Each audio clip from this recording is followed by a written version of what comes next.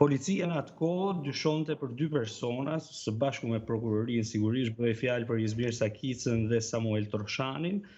Kjo për të vetën arsye se njëri prej tyre, Sakica, dyshohet se ka të paktën nga dhënat e prokurorisë dhe të policisë, pasi nuk dim asgjë, nuk ka diçka të konkluduar, ka telefonuar një të afërm të tij dhe ka thënë në telefon se e hoqa hard diskun. Dhe kjo ka shërbyer të paktën për grupin hetimor se kemi të bëjmë pra me një person i cili ka marrë pjesë në këtë ngjarje, në këtë krim të rënd, dhe kjo bisedë është bërë menjëherë pasi ka ndodhur krimi ku mbeten të vrarë 4 persona, mes tyre dhe çifti Basha. Në janar të vitit 2025, Sakica dhe Troshani u vetëdorëzuan në polici, por deri më tani të paktën për ata nuk ka një akuzë sa i bën pra persona që të jenë të përfshirë në ngjarjen e Dobraçit. Por prokuroria ka edhe një detaj tjetër shumë të rëndësishëm sa i përket kësaj ngjarje, dhe është pikërisht lëvizjet e automjetit tip Land Rover nga i cili dyshohet se janë qelluar pra makina me të cilën lëviznin Lici dhe Bushati. Ky automjet ka dalë pikërisht paktën sipas informacioneve policore dhe prokurorisë ka dalë pikërisht nga rrugica fare pranë shtëpisë Asmer Bilalit dhe më pas është drejtuar pranë rrugën e Tuzit aty në fshatin Dobraç ku ka ndodhur ngjarja. Ky është një element shumë i rëndësishëm, ndoshta të paktën për policinë dhe prokurorinë për të lidhur pikën e nisjes së automjetit dhe ajo që mbetet sërish pikpyetje është se si ka mundësi që ndodhi një masakër me 4 viktima dhe jo më larg se 5 minuta në fshatin Golem të komunës së Rrethina, që ndodhet nga vendi i ngjarjes, u dogj automjeti dhe autorët sërish ikën në polici, sepse gjithmonë vijnë këto njoftimet për policinë që ndodhi një aksident, ndërkohë që aty kishim bënim me një masakër të vërtetë. Të paktën këto janë ato që ka prokuroria dhe shpresoj, unë mendoj se është afër.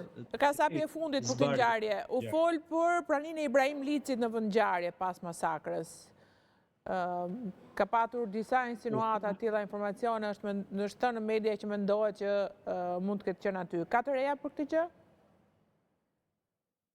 U fol në atë kohë sepse ishte një person i cili duket se kërkon të japë ndihmën e parë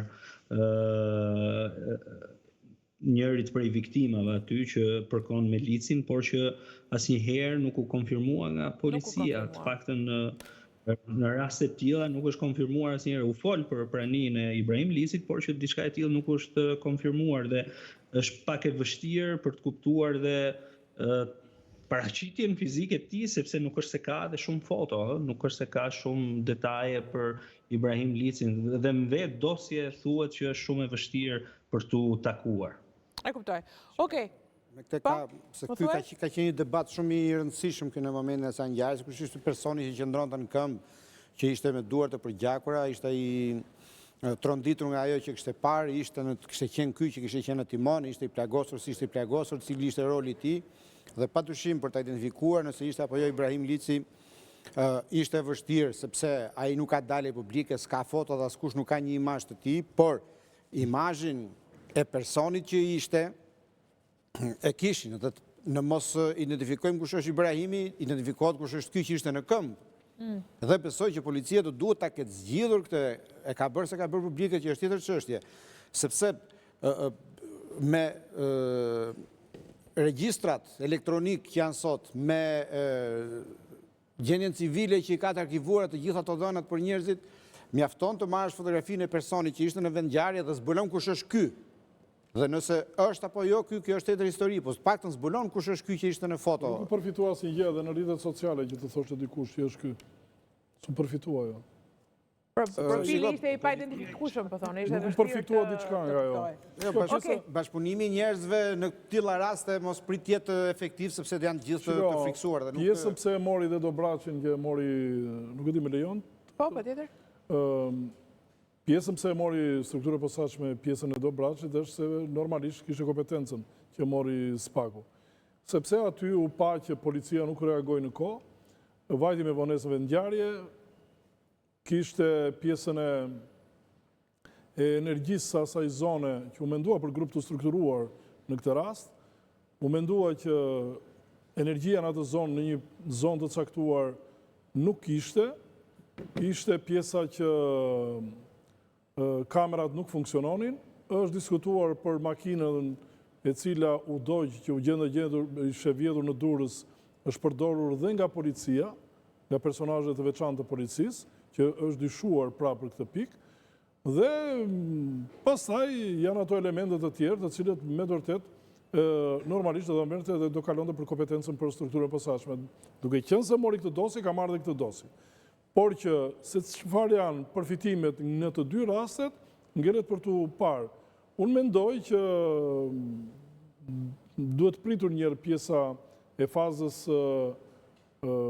parë të hetimit para prag, të cilët mund të ketë në një lëvizje edhe vetë nga vetë avokatët për të parë në një mundësi për kërkesën për zëvendësi mase, ose për të marrë një informacion deri ku janë hetimet, për të parë si element se çfarë është përfituar nga kjo. Kështu që nuk ajo që unë shikoj, këto janë dosje shumë komplekse, këto janë dosje të cilat me të vërtet janë gjëra të prishura rrugës dhe po ta shikosh tani. Prandaj them që struktura posaçme kap elementin, thot policia nuk reagoi. Makina është përdorur nga policia.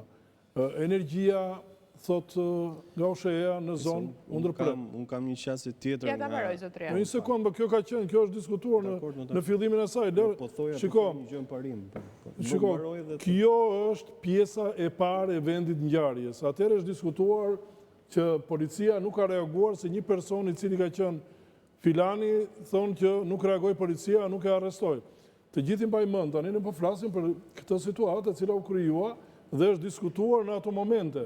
Pra ju po thoni SPAK e mori për shkak se pa strukturat e tjera të ngadalta dhe të pa... Jo, pa që mund të ketë strukturat të tjera të përfshira. Të përfshira. Qasja është... Dhe aq më tepër që edhe punonjësit e policisë, pas disa ditësh të lutem, edhe punonjësit e policisë, pas disa ditësh janë arrestuar disa policë. Ju e mbani mend. Okej, Zhapina? Dhe kjo ka qenë. Unë nuk mendoj që kjo është një ngjarje komplekse tani më për strukturat e sigurisë, po them unë mendoj që kjo ngjarje për mendimin tim dhe informacionet që unë kam është e zbardhur. Mendoj që